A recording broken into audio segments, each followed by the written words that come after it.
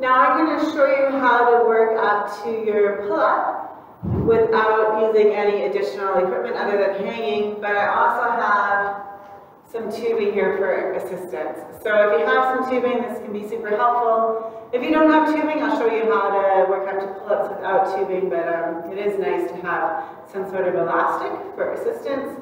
Or if you don't have elastic for assistance, if you could even have a partner to give you a little boost, that can be super helpful. So what you want to start out with for your pull-ups is just working on your hanging, which I have a separate video here for working on just that hang strength. Once you're feeling pretty good with that, then you can start working towards your pull-ups.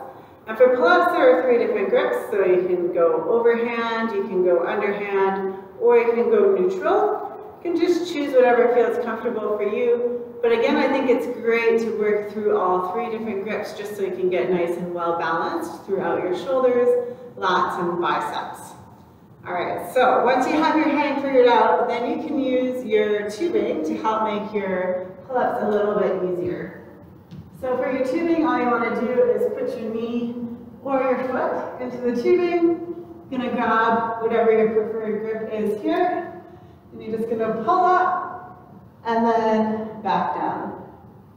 Pull up and then back down. So when you're at the top, give it a really nice squeeze there. Make sure you're getting right up to the top. And then when you're at the bottom, making sure you're getting nice and straight. You don't want to cheat yourself out any of that range of motion. If you're feeling good there, then you can do negatives. So if you have something to jump off of that's a raised surface, that can help you get up.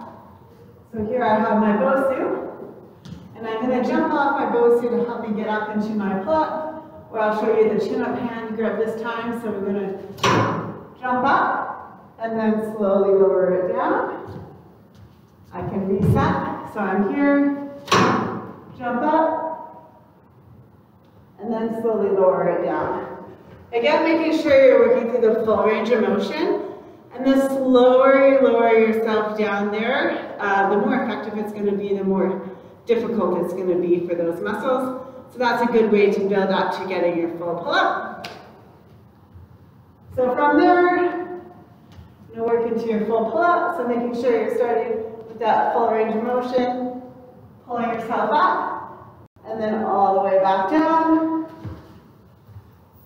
Now you're going to make it harder on yourself. So once you can do several repetitions of those pull-ups, to make it tougher, you can do a wider grip. So if I was to do a pull-up with a wide grip like this, it's more challenging. Other ways that you can make it more challenging is to change your leg position. So if I turn sideways here, it's a lot harder to do a pull-up if my legs are in a tuck position here than if my legs are extended here. So that's another way to make it more challenging.